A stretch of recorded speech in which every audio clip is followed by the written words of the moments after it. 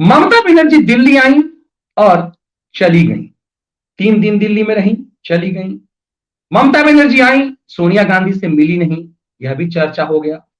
लेकिन ममता बनर्जी दिल्ली आई, सोनिया गांधी पर को इतनी जलालत वाले बयान क्यों दी?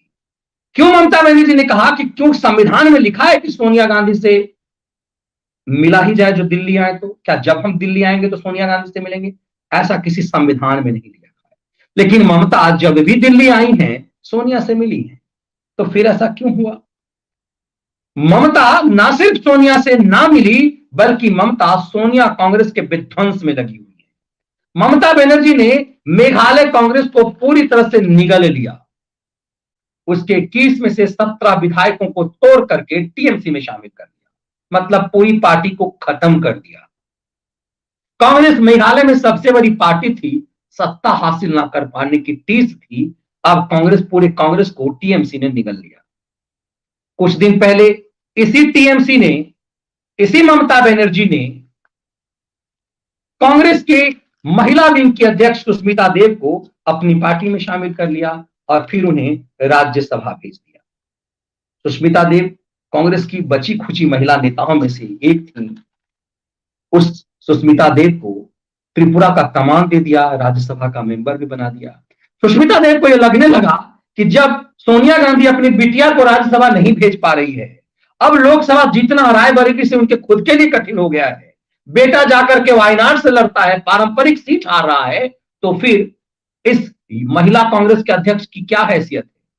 आमतौर पर महिला कांग्रेस अध्यक्ष कम से कम मेंबर पार्लियामेंट जरूर हुआ करती थी। कांग्रेस की यह दुर्गति कि कांग्रेस की महिला कांग्रेस के अध्यक्ष दूर दूर तक कोई ऐसा सपना नहीं देख सकती थी। तो सुष्मिता देव धीरे से टीएमसी में शामिल हो गई और राज्यसभा में उन्हें भेज दिया गया। ये टीस रही। इतना ही नहीं हुआ, हाल ही में कांग्रेस में शामिल हुए बीजेपी से 2018 में कृति आजाद, बिहार के पूर्व मुख्यमंत्री भगवत आजाद के पुत्र कृति आजाद, वो भी अभी हाल ही में कांग्रेस में आए थे, लेकिन कांग्रेस में कोई उम्मीद नहीं देख रहे थे, तो वो भी चले गए। लंबे समय से हरियाणा कांग्रेस में अशोक तंवर का नाम चल रहा था। अशोक तंवर की नाराजगी, उसे भी शामिल कर लिया। गोवा के पूर्व कांग्रेस अध्यक्ष के मुख्यमंत्री, उन्हें भी कांग्रेस में ने अपने में ले लिया, लोई जिन्हों को। अब जब इन सब को निगल लिया, तब भी कांग्रेस कुछ भी बोलने की स्थिति में नहीं है। कांग्रेस के छुटवैये प्रवक्ता कहीं कहीं बोल जाते हैं कि ममता बनर्जी बीजेपी को, नरेंद्र मोदी को मदद कर रही है, लेकिन कांग्रेस आधिकारिक रूप से एकदम से चुप्पी लगाए हुए है। तब भी जब जागो बांग्ला जो उसका मुखपत्र है, उस मुखपत्र ने इतना जलालत किया है कांग्रेस को, उस मुखपत्र में लिखा गया है कि कांग्रेस की अब औकात नहीं रह गई, कांग्रेस की वो हैसियत नहीं रह गई कि वो नरेंद्र मोदी से फाइट कर सके, वो बीजेपी से फाइट कर सके। अब इस देश में टीएमसी ही है जो बीजेपी के सामने टकरा सकती है, और बंगाल में टीएमसी ने यह करके दिखाया है। ममता बनर्जी की पार्टी के मुखपत्र में जागो बांग्ला में लेख लिखा गया है, राहुल गांधी की योग्यता पर सवाल किया गया है, उनके नेतृत्व सत्ता पर सवाल किया गया है, सोनिया गांधी की निष्क्रियता पर सवाल किया गया है, और इसमें कहा गया है कि भाजपा को सत्ता से बाहर करने के लिए यदि कोई पार्टी हो सकती है तो वो सिर्फ और सिर्फ टीएमसी हो सकती है, तृणमूल कांग्रेस हो सकती है। और ऐसे में ये भी कहा गया कि कांग्रेस ने 2 लोकसभा चुनाव में अपना विश्वास खो दिया है, और कांग्रेस ने अपनी हैसियत बता दी है कि वो लीडर अपोजिशन की हैसियत में नहीं है। इसका मतलब है कि कांग्रेस को देश की जनता ने रिजेक्ट कर दिया है। इसीलिए टीएमसी के मुखपत्र में यह संदेश दिया गया है कि देश की जनता की नजर अब टीएमसी पर है।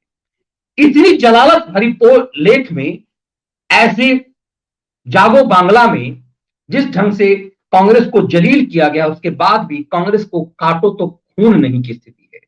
कांग्रेस अपमान का घूंट पी रही है, सोनिया चुप्पी लगा रही है। दिल्ली आकर के ममता अपमान करके चली गई, फिर भी सोनिया की चुप्पी है। यह दर्शाता है कि आगे के समय में जो उम्मीद की जा रही थी कि विपक्ष की एकजुटता होगी, वो एकजुटता अब दूर दूर तक दिखाई नहीं दे रही। उत्तर प्रदेश में कांग्रेस को कोई सटाने को तैयार नहीं।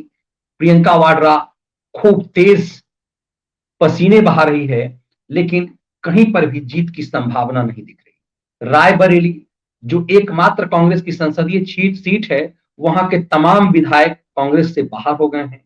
ऐसे में कांग्रेस को वजूद का संकट दिख रहा है।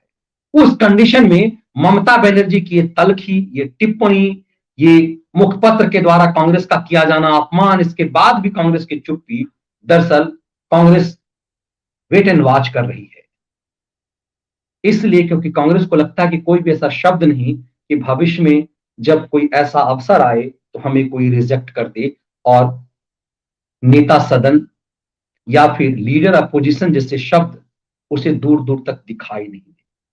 कांग्रेस की दुर्गति ये है कि पिछले 2 लोकसभा चुनाव में उसे खैरात पर लीडर अपोजिशन का पद मिला हुआ है। लोकसभा में लीडर अपोजिशन की हैसियत इसलिए नहीं क्योंकि पूरे संसद की क्षमता के 10वें हिस्से भी कांग्रेस की औकात नहीं। इसीलिए टीएमसी के मुखपत्र में कहा गया है कि 2 लोकसभा में देश की जनता ने कांग्रेस को रिजेक्ट कर दिया है, वो भरोसा खो चुकी हुई है, वो लीडर अपोजिशन का पद हासिल नहीं कर सकी, इसलिए हमारी जिम्मेदारी ज्यादा बढ़ गई है। दरअसल ममता बनर्जी के पड़ फरफराने लगे हैं और बंगाल में उनकी जीत, दोबारा सत्ता में उनकी वापसी ने उम्मीद बढ़ा दी है।